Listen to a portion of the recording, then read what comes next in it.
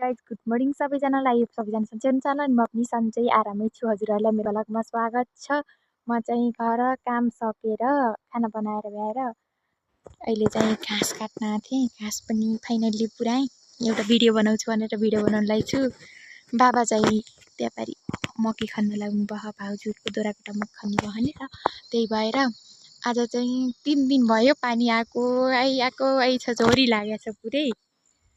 त्यही भएर जताततै हरियाली छ, देख्न सक्नुहुन्छ। तल खेतमा धान रोपेर खेत हरियाली भएको छ। पानी आएकै छ, कुहिरोले छेकेको छ जताततै। जुन चाहिँ त खोज्नु फलेको छ, पाक्ने बेला कहिले हो मलाई थाहा छैन। सायद असारतिर हुन्छ होला होइन, थाहा छैन खासै। कति हरियाली छ।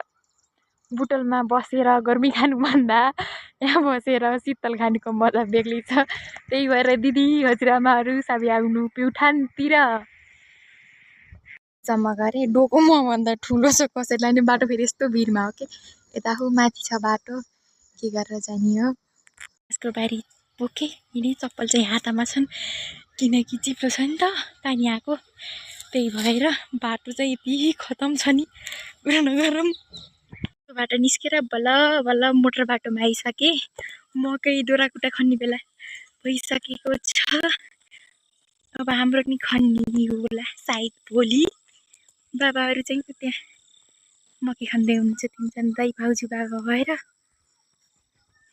सक्नुहुन्छ केरा कति फलेछन्, एउटा दुईवटा तिनवटा चारवटा पाँचवटा फलेछन्। फाइनल्ली म चाहिँ घर आएँ। यिनीहरू उठेको खानालाई छिटो उठ्छन् भनेपछि तान्नेर कसो गरेछन् भुइँटाछन्। साग पनि भयो, कविली होइन फर्सी भन्छन्, कविली नि भन्छन् होइन। मकैले झुप्ला फाले यो अघिल्लो लगाएको मकै हुन्। त्यहाँ पनि छ एउटा बुटो चाहिँ फापरको साग छ, खाने भएको छ होइन। हरियाली देखिएको छ बारीतिर। काँक्रा नि छन् कि यहाँ त कति काँक्रा फलेछन् पनि स्कुल। काँक्रा कति धेरै छन्, देख्न सक्नुहुन्छ त्रिपुरा। यहाँ फाइनली रोज पनि छ, रोजपारी पनि छन्। खुर्सानी पनि फलेको छ नि।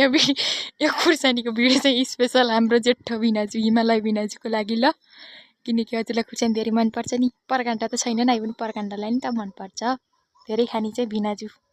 फल्दैछन्, म आउँदा लिएर आउँछु। फुलहरू हरियाली भएको छन्। त्यहाँ त फुलै फुलको घारी छ, देख्न सक्नुहुन्छ। त्यहाँ चाहिँ तल हरियाली। यता फर्सी छ, फर्सी उता पनि छन् धेरै। बखराको बुटो केरा राँप पाकेका छन्। खाने चाहिँ म मात्रै हो।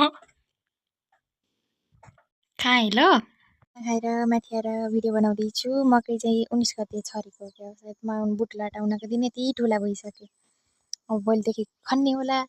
सबैजनाले भिडियोलाई लाइक कमेन्ट गर्न नभुल्नु होला।